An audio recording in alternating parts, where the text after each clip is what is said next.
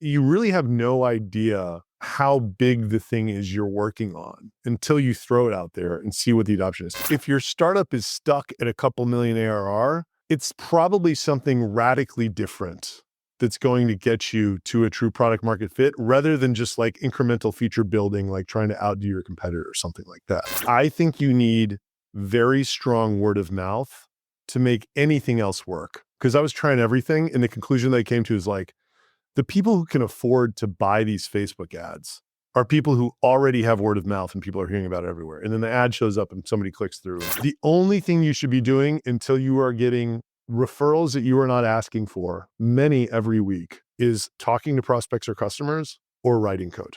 If anyone is doing anything else, you are wasting your fucking time and money. You heard it here first. So that is a public service announcement. Yeah, we're going to do 14 million of profit this year. And if we plateau, I don't care. That's product market fit. Product market fit. Product market fit. I called it the product market fit question. Product market fit. Product market fit. Product market fit. Product market fit. I mean, the name of the show is Product Market Fit. Do you think the Product Market Fit show has product market fit? Because if you do, then there's something you just have to do. You have to take out your phone. You have to leave the show 5 stars. It lets us reach more founders and it lets us get better guests. Thank you. Adam, welcome to the show, dude. Thank you, Pablo. Happy to be here. Dude, so I mean, I found you on LinkedIn, as I'm sure many people do these days. And one of the posts I saw a few weeks ago, I think is probably a perfect starting point because it just gets us into this idea. Like you're one of the you're big into bootstrapping, right? And I think this post kind of does it justice. So maybe tell me that story about, it's about kind of some guy who's doing like this big VC thing, tried to hire you 7-8 years ago. I'll stop there, but you can tell a story better than I can. My first startup, I was able to bootstrap it, but it got stuck at 3 million ARR, and it was cash flow positive, but it wasn't growing, and it was really it's just like emotionally as an ambitious person, that's kind of a tough spot to be in. It was like not growing, but it was like, if you're not growing in tech, you're dying, right? So like I was in this position where I knew I needed to do something bigger for myself. And, I've kind of like always been very transparent about everything's going on to like me and my friends.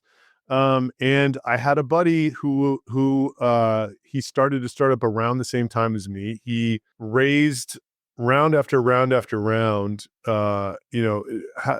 After a few years, I realized it was because he had never really had product market fit, and he was just like selling a new kind of like seed stage dream to like a different investor, and went to Stanford, super smart. He could talk to anybody.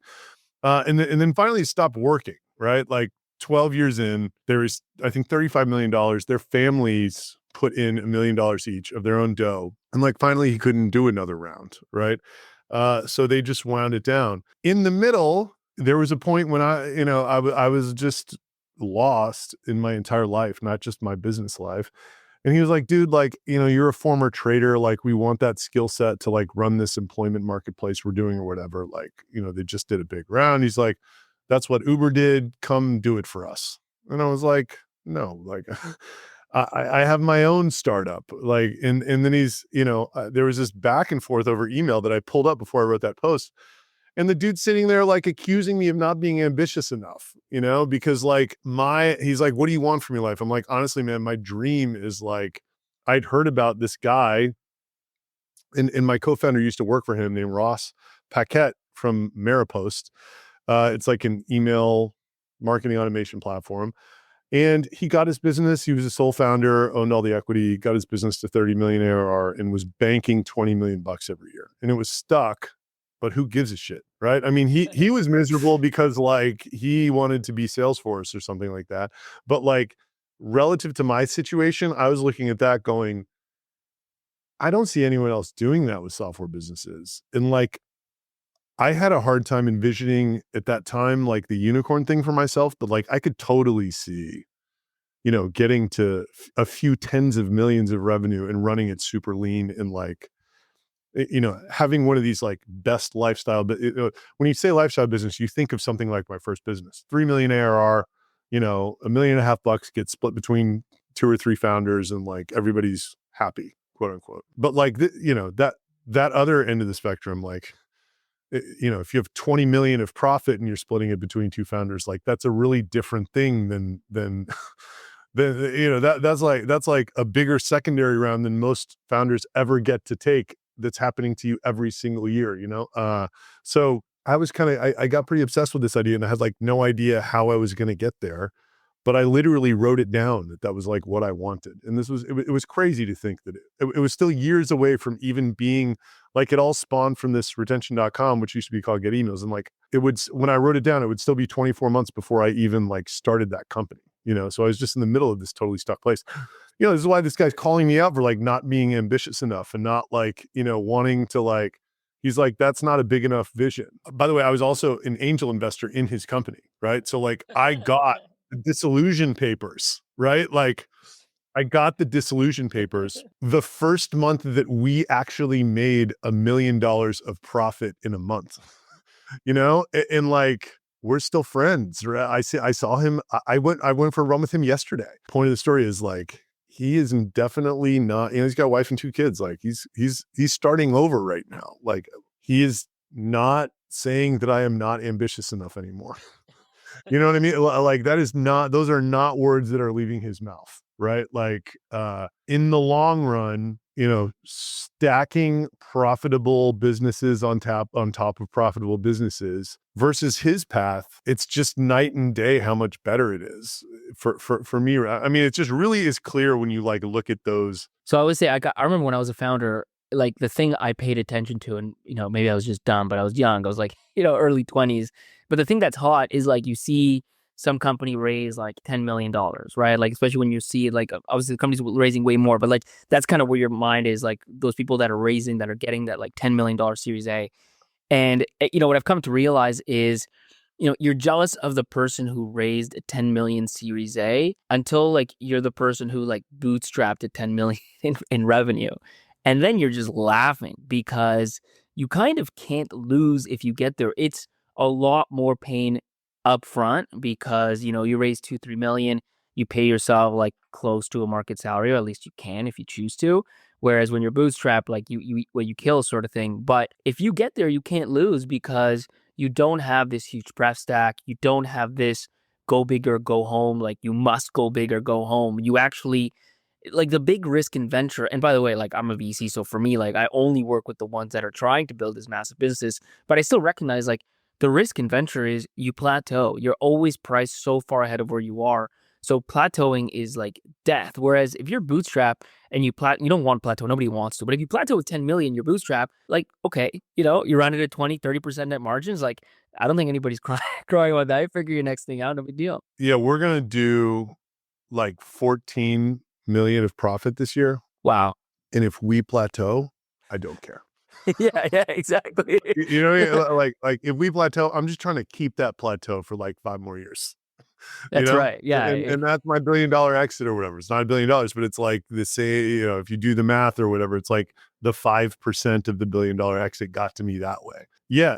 And there's a whole generation of go-to-market companies that are just in this position right now. Like this is, so it's like, 6th Sense is a perfect example. They raised at 50 times revenue in 2021 or early 2022, and then they did not grow last year. Like you can't not grow after you raised at 50 times your revenue. Like what's going to happen to them is the same thing that happened to Infusionsoft. They will eventually sell for less than their preferred because that's the only path. Unless they can reinvent what are they trying to do? They're trying to build every single tool under the sun, just like every single other person in their position. And they're telling the narrative of, we're going to be the all-in-one go-to-market suite, and no one's going to buy it. And you were talking about Clay recently, no? As well, like in kind of this light? Yeah, look, Clay's in a different, so like 6th Sense raised that round when they were in the hundreds of millions of ARR. And Clay raised at 1.25 when they were at like 30. So like, again, these guys are like the most it's like, I had them on my show, and he's like, we are trying to be synonymous with growing a company. We are trying to be, like when you get your LLC, the next thing you're going to do is go get Clay. You know what I mean? That's like a massive ambition that like, I struggle to think even how I could think that big related to what right. You know what I mean? But like, it's just crazy how big they're thinking, and they've got unbelievable traction and they've got a lot of other really good stuff, good things going for them. Yeah, man, I'm just not them. Like I would do it like MailChimp. Like MailChimp had that level of brand heat, traction, all that shit. And they didn't do well. Clay was always venture. Clay had raised $12 million before they had $1 of revenue, which is I think why they stay on this path, right? Because you can't get off of that if you did that. But like, let's say they had bootstrapped. It's really easy to not easy. It's easy to raise at $1 billion. It's not easy to get sold for $1 billion. That's right. Like, Yeah, it's much harder. Clay could get sold for $1 billion in a year or two, right? And that to me is just like, and probably more if they just keep leaving the chips on the table. If you raise at 1.25, like that is not even close to an option. And clearly, if you talk to those guys, that's not what they're playing for anyway. They think that this is going to be some. Yeah, it's got to be 10 billion plus. Yeah, for sure. Like that minimum. Yeah, or it's going to be like Shopify, but for B2B, right? Like $100 billion thing or something like that. I don't even know. The thing that I would tell the 0 to 1 guys listening to this, right? It's like, God, I hope you get product market fit. The thing that's going to happen to you when you do is you're going to have 100 investors come to you and try to give you that $10 million, like you said. The second you take that check, you've taken paying yourself dividends like I do off of the table. There are a lot of businesses that would be great businesses like the characteristics of mine. Like we're growing like 20 to 30%, which is not great by venture businesses standard. They want 50 or something like that. But it is super highly profitable. We have a great brand. People love working for us. We do stuff super lean. And my life is incredible, right? Like I love my team. I'm paying myself a shitload of dough. Like the second you accept that check, that is off the table. Never going to be your life. The way you're going to get rich is through either a secondary transaction or selling the business. Selling the business is very hard to do, especially like you'll take a check and then you'll take a second one. You'll raise 30 or 40 at, 2 or 300. Whoever gives you that money, they need a 3 or 4x. So my point in all this is the thing I was saying about Clay is like, when they raised at 500, I was like, oh, like they just took $1 billion exit off the table, like, and that would have just been so awesome. And then they go and raise at 1.25. It's like, shit, man, now the number's like 5. That's right. That's right. Like, you raise the bar a lot every time. Yeah. And it's just like, and I think there's a lack of appreciation for how much, how pointy the pyramid is, like how, or maybe it's flat actually. And then it just goes up to a point. Like there's probably 2,500 people you could sell a business for $30 million to, PE, like a solid EBITDA business, like strategic, whatever. Right. And then every time you add a 0 to that, it's like, yeah, the pool of bars, at some point you got to go public because there's nobody left. That's right. Yeah. And so then it's like IPO or bust. Man, the number of companies that thought they were IPOing in late 2021 versus, if they're being honest with themselves, the number that actually think they are now, like. And the interesting thing about like ambition is, and this has really changed, I think, over the last decade or so, because the thing is like, if you think about the software businesses, the internet business, post 2000, and now they're really big 10, 20 years later. And those are the people you hear on podcasts. Those are the people that you hear talk, Brian Chesky, Mark Zuckerberg, whoever it is. And they obviously have, like, at this point in their careers, in their lives, massive, massive goals. And a lot of times what they're talking about is like, you should have, huge ambition and these sort of things. But when you go back to like when those companies started, like take most of these, like you take, Zuck at Facebook, like he actually didn't have in his mind at that time, I'm going to build $1 trillion business. He was literally just playing around. You look at, Shopify and Toby, and he actually is quoted saying that his goal, like we're looking back at, let's say 2005-ish when he was starting, his goal was to build a 20% super profitable business, right? And now it's, nearly $100 billion outcome. So like my point is, even some of the ones that turn huge don't think that way at the outset. Yeah, I kind of fell victim. So here's the thing. I think if you get in a position, really in SaaS and software, it's all about churn, in my opinion. And like, if you get a business that actually has true net revenue retention, I will not hold it against you if you feel compelled to really go for it. Well, sometimes you should, for sure. Yeah, that's right. Yeah, exactly. The mistake that I think a lot of people make is that they try to go for it and they're delusional about that aspect, or they don't really understand the metrics behind it, or there's some thing that's going on to where like maybe they're long deals, so like the churn doesn't show up for like 2.5 years or something like that. Yeah, it's a plateau, right? Like, or like they have a smaller TAM than they thought, and like they get there and like they haven't built adjacencies or something like that. There's just a million ways you can plateau. And why would you say that it's all about retention? And you even mentioned like true net dollar, like what's true NRR versus fake net dollar retention? I think like a 50% gross that has enough expansion to still be positive is kind of fake NRR. You know what I mean? Like low logo retention, but like an expansion dynamic. Like I see. that, Yeah. that doesn't really, I mean, I think MailChimp probably had that, but also their TAM was, 100 million or something like that companies, right? Like 1 billion people was their TAM or something. So I think if you have that, the TAM's got to be absolutely enormous. Otherwise, what I mean is like it's like a real logo retention that has actual seat expansion, department expansion, something like that. Like there's just like a very clear path to that growing. Email and CRM are like generally like I think SMB email is in CRMs that are exclusively SMB are like the lowest, but like those are, it's like if the state of the software is expanding over time, you've got a pretty good shot that it's like, if you're not selling to SMB, it's got a pretty good shot that it's like real. I don't have any of that. My state does not expand at all. It sucks. So let's actually dive on that, because we kind of jumped into the middle. Like, tell me a bit more about the origin story. Like, what is retention.com, and like kind of where did the idea come from? Like, how did you get that started? Yeah, so I mentioned I was running this email newsletter app, and I'm not drawn to email in any way. I just wanted to start a startup, and like I tried 5 different things, and like the email thing, like we figured out how to basically poach customers from Constant Contact, and then that got us 1% of their revenue. And then after the lead pool was dead, the product that we were left with could not compete with MailChimp. So like, I mean, it wasn't even close. They just, if our users that we had acquired knew that MailChimp existed, we would have had zero.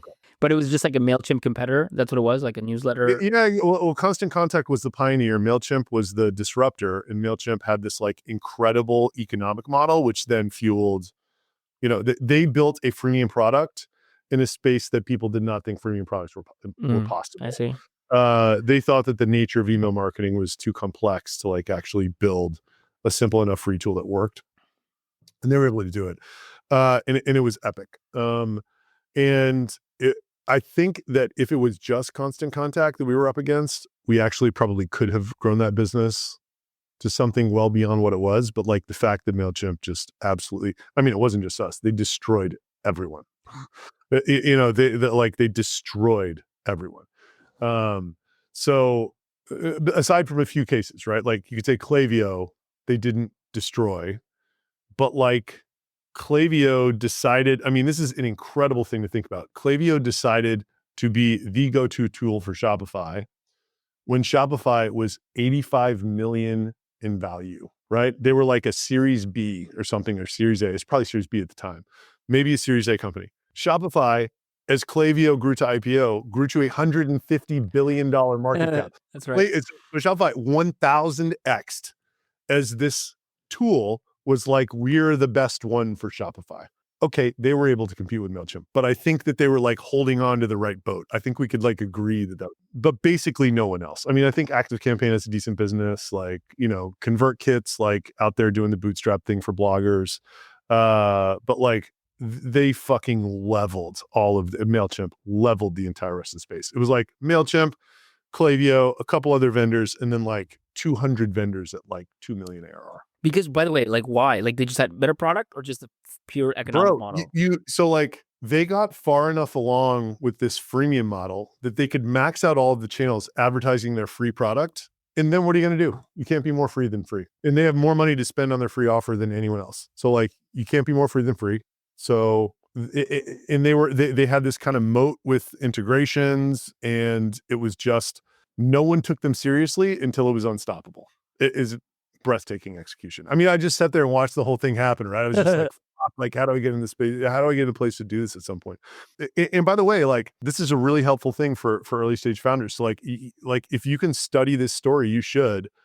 So Constant Contact IPO'd with 100 million ARR when MailChimp was at 2 million ARR. One of their co-founders talks about this on a podcast. At the time, there was Constant Contact at 100 million, and then there was iContact and Vertical Response. And they were both trying to do the exact same thing Constant Contact was doing with just far less resources. One of the co-founders was like, how do we do the opposite of that? And they were like, we're going to try free. So they had this like, up to 2,000 contacts for free. They started with 800 contacts, but they got up to 2,000 for free. And then just, they had this incredible viral loop of, there was a massive stamp in the bottom right corner of that email that said MailChimp 100% free email marketing. And it wasn't even believable. And like people thought it was cheap and not a good product, but like over time, it just swallowed everything, because it was just this incredible viral loop. And then their brand was so cool. And like, it was just, and the power of free is immense. It's amazing. It's huge. It's huge, man. It's like prices are another thing that is kind of like, we talk about lifestyle business, I think has a bit of a, let's say, negative stigma for whatever reason. Like free, not free, but like competing on price is another thing that's just like not that cool. But like, it's awesome, man. You can make something free and still have a model that works around it. You can come late to a market and absolutely turn it upside down. Totally. And if you watch what I'm doing with RBDB, it's like, it's not really, we'll see. We'll see if I still have a free product in like a year or two. For now, it's working.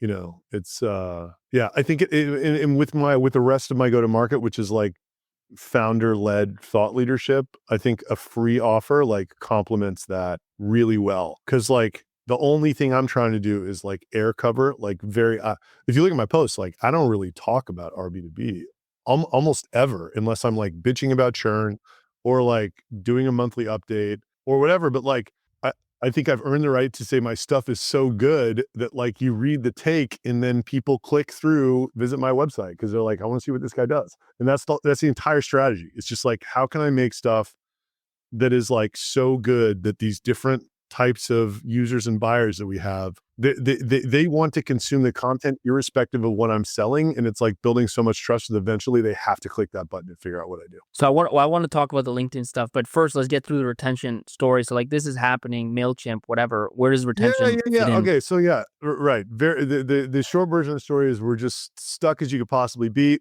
And then, I'm trying everything. It's not working. I'm going to all these trade shows to figure out how to grow SaaS companies. Nothing that anyone says works. I bump into agencies, whatever their agency is. They say, well, I can grow your, SaaS with Facebook ads, and it doesn't work. And, I'm sure anybody listening to this has had a similar experience. And then this very wise woman who worked at this company called Litmus, I shook her down after she spoke at a trade show, and I was telling her my totally beat plan for like, how I thought I was going to grow this email tool. And she's like, dude, what I would do is I would try to focus on a problem in email that hasn't been solved yet. And I was like, wow, what problem hasn't been solved yet? And I couldn't even think of one, right? Because like I've been living in this like, what are my competitors doing? What features do they have? Like what, we need a drag and drop automation builder and all this shit. And like eventually someone told me at lunch that it was possible to get a deliverable email address from someone who did not fill out a form, who visited the website, right? So someone hits the site, they leave without filling out a form, you can get an email. I was like, I've never heard of that before. Like, I know the biggest problem in email is list shrinking. If I could do that, I could sell it to literally anybody with a website. By the way, that still sounds amazing. What is the simple like mechanics of how that works? So the simple mechanics are you're basically like, by the way, this is legal in the US. It's not legal in Europe. Like GDPR is first party opt-in for data collection on the internet. And the whole chain of things necessary to do this, like when you add that part of it, you can't do it, but you can do it in the US. Basically like, ad networks, like, so the open internet, right? The open internet survives on these persistent identifiers. So it is an unreadable, string of characters that like identifies you as Pablo. And then when you go from website to website, they can show you stuff that you're presumably interested in or retargeting ads or whatever.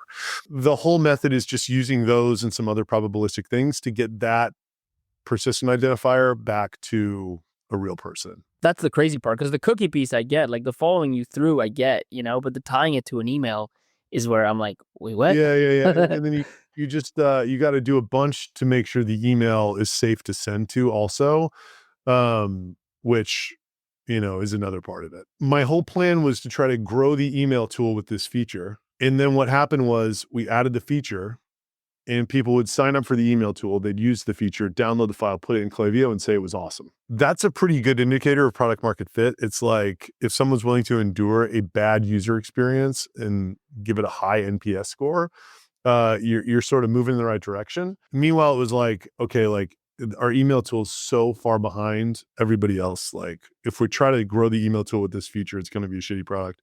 If we spin it out and connect it to everything, it'll be a great product.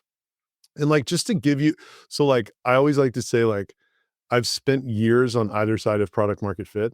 And like, so this product, we kind of like got some validation when it was a feature inside of our ESP, which by the way, was making money, right? So like, I didn't want to distract everyone from the mothership because I tried a bunch of stuff the last 3 years that didn't work. And I had no idea if this was going to work or not. Honestly, I didn't know. And what year is this, by the way?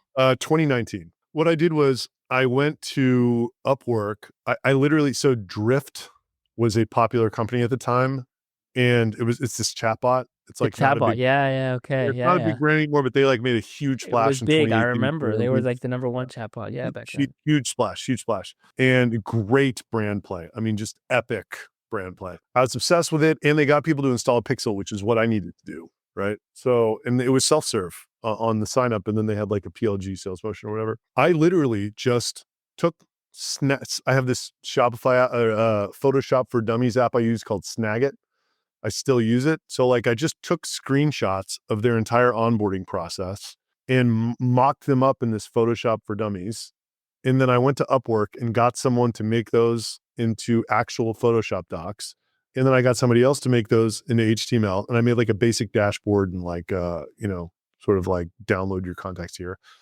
And then in 12 weeks, my CTO made a backend that worked with a MailChimp and a Klaviyo integration. We launched it on November 9th. I also went to digitalmarketer.com and watched their video sales letter class. And they have like a template for how you write a video sales letter. So I just filled it in with the information about Get Emails, which we were about to launch. I got someone else on Upwork, paid her a girl named Romina, paid her $1,000 to like make this word art video from the script that I made. Recorded it on my iPhone. The video's all scratchy. You can actually, the video's on retention.com's website. Video's all scratchy. I bought a song on one of these, like, you can buy the music. Is this your classic videos, like how the product works, whatever? Or like, what is this video? It was just, it was like, what if I told you I knew exactly who was on your website? Okay, yeah, one of those explainer whatever. videos. Yeah, I remember. It was animated words, right? Like with visuals or whatever. Put it on Facebook, ran it to a Shopify audience, spent $5,000 and got 10K monthly recurring revenue in week 1. Wow. If I would have spent $5,000 on ads for the email app, I wouldn't have gotten $50 in MRR. I'm serious. You know what I mean? So like that is what you're looking for. In like, a really funny story about all of this is I used to share an office with the guys who created Jasper, the first chat GPT. It was phenomenal, but I shared an office with them for 2 hours, for 2 years before they launched that product. And we were both schmucks stuck at 2 or 3 million ARR for that entire time. And we were both trying anything desperately. Like they went to YC, they were venture funded. And like I had, so retention.com used to be called Get Emails. I launched Get Emails in November of 19. They launched Jasper in January 2021. They watched me grow. I got Get Emails to 3 million ARR. And I had these 2 things with tiny teams that were like cranking out cash. And they were trying stuff that was failing. And like we had both we had talked ourselves into thinking that the way forward for us is to just have a portfolio of these 3 million ARR companies with 5 people.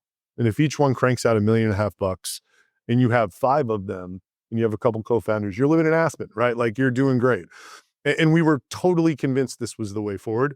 And like this is so nuts. Like, so we were talking about it a lot, and he's like, I'm on board. And we had this plan where like, we're good at distribution. We're just going to find these people who can't sell and kind of like put a UI on their tech and resell it. And there is I'm trying to pull up this text. I don't know how to get to it, but there's a text from Dave that says, got my first sale, had the idea 7 days ago. Hopefully this is my Get Emails. And mind you, Get Emails was at 250K ARR at the time. He was trying to just beat that. And that was Jasper.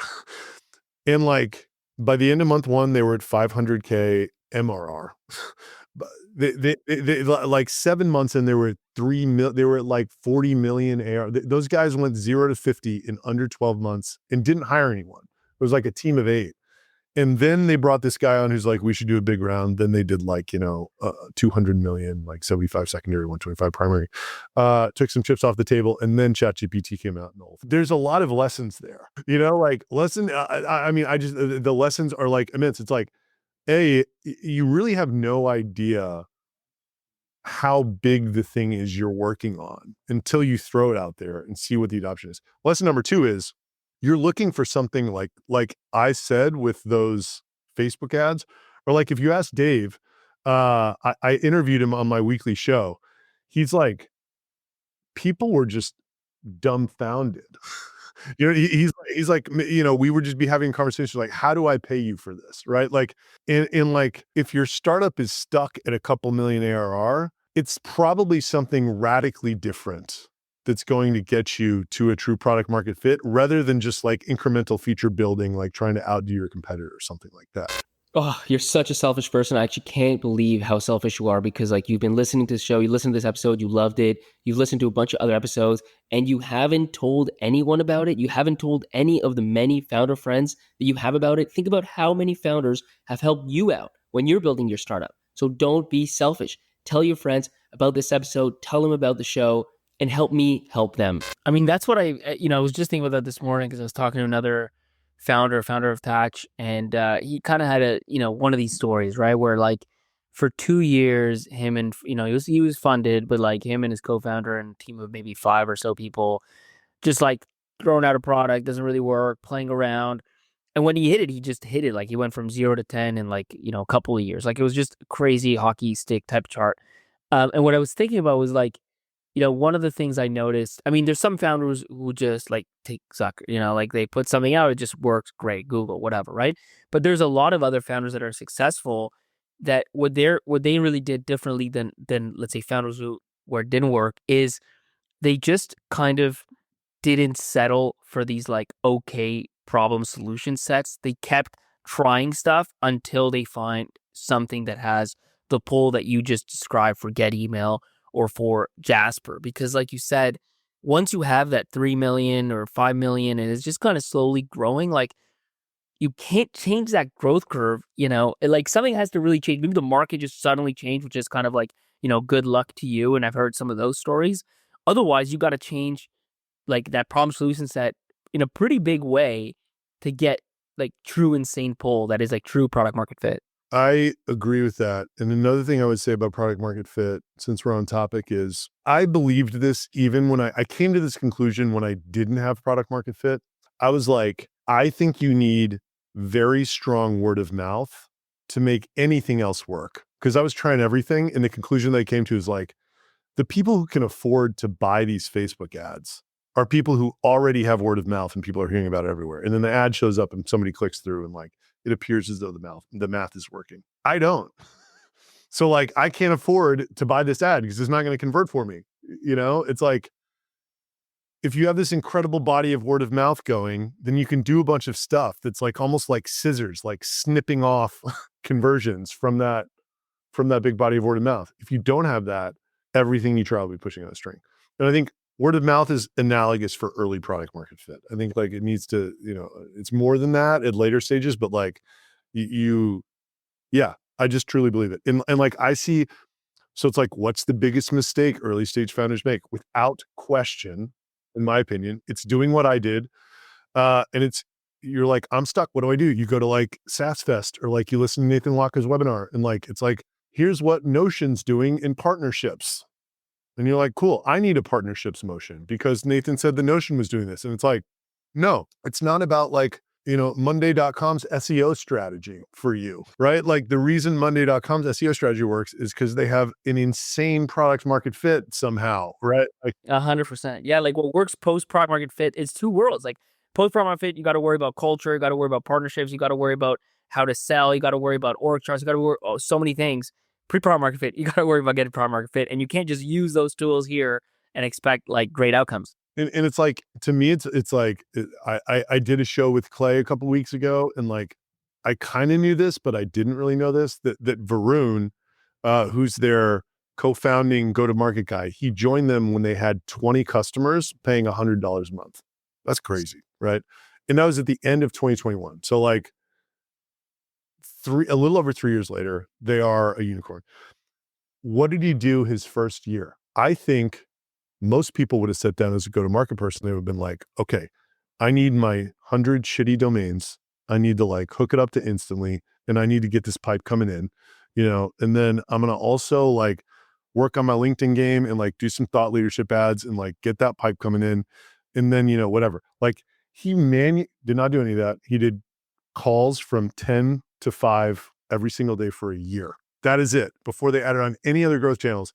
And he went and manually found those people to bring to those calls. Like he went into these like community groups it was basically, they identified that lead gen agencies had problems they could solve. So he would just sit there and scroll through these communities all day, find somebody bitching about something about the existing data providing ecosystem that Clay could solve. And he was like, dude, can I show you how to solve that? Like, come to this thing. Oh, and is he doing sales calls or more like customer discovery and like understanding the ICP calls? He was doing this reverse demo. So it ended up being a sales call, but it was more discovery than a sales call. He would basically like bring a problem to this call and I will coach you on how to solve it in Clay. And then either pay us or don't pay us. But he was taking all that feedback and giving it back to their engineer who was improving this product in this iterative loop. Point is, really the only two important things that were going on at that time were his conversations and then the product that was coming, that was evolving from it. And they still do that today in many respects. They have this team of go-to-market engineers that's like very closely intertwined with their actual engineers who are improving the product. And that's why I think they are where they are. The only thing you should be doing until you are getting referrals that you are not asking for, many every week, is talking to prospects or customers or writing code. If anyone is doing anything else, you are wasting your fucking time and money. You heard it here first. So that is a public service announcement. And it's hard because that's what startup content is telling you to do. Like they'll bring me on and have me talk about how I grew my SaaS from 0 to 4 million ARR in 9 months using LinkedIn. And I'll talk about what I do in LinkedIn. But like the only reason that LinkedIn worked is because my product was dope. Right? Like it was like, great marketing with a shit product gets you nowhere. Yeah, and beyond product, it's also that like, we say product market fit, but like, before product market fit, there's this like value delivery piece of it, right? Like, are you actually solving an important, like take your example, right? Take retention. Like what sticks out to me listening to that story, in the moment that woman talked to you, is then you finding a way to solve a problem that isn't being solved, but it's not just a problem that isn't being solved. Probably like one of the most important problems that people that are doing like email newsletter stuff need solved. Like who wouldn't want to know who's on their website so they can retarget them via email? Like everybody basically would want that. So that like bringing that 0 to 1 is like the other example that comes to me. I had one of the like early employees of Rappi, which is like kind of the food delivery app in LATAM, right? They're worth many billions of dollars. And he said, when they launched, they just faked it. They just put like the 25 best restaurants in Bogota on the app without getting their permission, and they just sent couriers. And he said to me, like this is him talking about product market fit. He's like, to me, product market fit is something that wasn't possible now is possible. He's like, before you couldn't get any delivery from these 25 restaurants. You couldn't do it. It wasn't like you could do it, but it was hard. You couldn't do it. Now you can do it. And everybody wants delivery from these 25 best restaurants because it's the best restaurants in Bogota. So like you go from 0 to 1 on something that everybody wants, you're going to have crazy pull. And then it becomes about How do you retain them better? How do you, market to more? How do you cast a wider net? All these accelerants. But a lot of times it's so hard to do that people jump to the next piece and they try to do all the other things right. And like you said, like it doesn't matter if your LinkedIn game is great. If you're not delivering enough value and targeting a meaningful problem, like it's going to lead to nothing. And that's the hardest thing, because you're like, how do I grow this? And like growth, it's almost like this term growth hacker has like given early stage founders the wrong idea. It's like the reason those growth hackers have jobs is because the companies they work for have product market fit. A great growth hacker without product market fit is someone who's producing nothing. Literally, right? That's right. None of the tactics work at all unless, in like these guys who are renowned growth hackers, it's like you look at the companies they work for, it's like Guillaume Cabane, right? He's like this LinkedIn marketing guru, but like he's known to be like a great growth hacker. You look at where he's worked, it's like Segment, Drift, Clearbit, Ramp. You know what I mean? It's these 100%. epic, it's these epic product market fit stories, right? If you go back to the history of it, like the kind of they always talk about like the early growth hackers were from like Facebook, right? Like Chamath and these guys. And when you hear them talk about, like, they're obviously super smart, talented people, but you hear about some of the things they did. Like one of the examples I remember Chamath talking about is globalization of Facebook, right? So Facebook's English only. They're like, we need to penetrate other markets. Okay, what a growth hacking technique is like using the community to translate posts live, real time, and then basically being able to offer Facebook to the entire world instead of just to English speaking. And you're like, okay, that's clever. It's smart. Like it's clearly the right thing to do. But you don't get any of that unless you have such insane product market fit that you have a community and you have all these things, and basically when you look at everything they did, it was lubricating something that was already spinning on its own. And you're just like, oh, this is friction. Oh, this is friction. Take it out, take it out, take it out. And then it just goes faster and faster. But if things are moving, like it's kind of going like this, you're not going to just get it to accelerate by removing friction because there's just no momentum yet. Agreed. So tell me a bit more like retention.com, like we talked about, kind of, it starts off, right? What kind of happens? Like you have that kind of initial week, you run those ads, you have great results. What's the next year like? Yeah. So the next year was pretty good. I mean, well, not really, actually. It was November 2019, and we kind of like went straight up. And then COVID hit America in March of 2020. Like everybody was very freaked out. And this was a month-to-month service. Like we had like an 80% revenue hit, but then very quickly e-commerce recovered. We got to like 3 million ARR in 13 months. And then 9 months later, we still weren't much higher than 3 million ARR. And this is like around the time that I'm talking to Dave, thinking that like we're just a bunch of 3 million ARR guys. We started focusing more on outbound to e-commerce stores. And then kind of without us knowing it, over the next 18 months, they became this like killer ICP for us, and they were much lower churn. So our business was growing because of it. And then we kind of shut everybody else off and like only focused on them. So you flatlined because you weren't really like, you had some early traction, but then you flatlined. Why exactly? Just super high churn, dude. We were letting anybody sign up for it, like lead gen, publishers, B2B, whatever. And like really the bigger the company is, the better this is going to work. Like that's just the better the tech will work. And like, it kind of like amplifies throughput of an e-commerce store. So like the more that's going through, like you grow at 50%, you grow an abandoned cart flow 50%, whether there's $5 or $500,000 a month going through that. Right. So like, obviously the bigger store, is going to benefit a lot more from it. And it's, the benefit is linear and the pricing of the service is not linear. So it's in the bigger the company is, the lower churn buyer persona they naturally are. Like we closed American Eagle in December. It was our first real enterprise deal. And they spent like 9 months vetting it and like 3 months installing it. Like that piece of technology is not coming out. Like it's just not. Like it is now part of what they do. And what did you change like between that time? Did you change like the product itself? Did you mainly change just the messaging? Did you change the go-to-market just to kind of get that growth back? Yeah, in 2022, we were in the middle of 2022, we were at around 10. And it was still just that one product. We added another product for e-commerce stores, which in addition to just adding to your email list, it expanded the audiences of abandonment flows. So it was like an email trigger, like in addition to just list growth. And then that's when I bought the domain retention.com because it was called Get Emails before that. And then shortly thereafter, we decided to only go after these big Shopify stores. And there's a whole go-to-market motion that if you have incredible product market fit with the large Shopify stores that you can do. And it's like partnerships and, affiliate and events and all that stuff. But I'm interested more in that 3 to 10, like how you went from 3, because that part is still kind of early product market fit, like in that 3 to 10 phase. And especially since it's one thing if you just kind of doubled your way there, then clearly you already had it. But what did you do when you were flatlining to get that back, We kept trying to make the product better and better for our bigger customers, and our bigger customers were these e-com guys. And then Diana started focusing. So like we were still a team of 6 at 12 million ARR. We were a team of 6 when we launched, and we were a team of 6 at 12 million ARR. So it really was just this like, let's stop, they can still sign up, but like, we're not taking any more calls with, somebody who's running a Facebook ad to a lead form and like excited about the product. We're not taking any more calls with B2B publishers. We're not, focusing on whoever, right? It was like, we really only want to get in front of these e-com stores. And she started prospecting exclusively them. And it was the combination of making the core product a bit better. And like, you know what it also was? It was like what she would say if you asked her.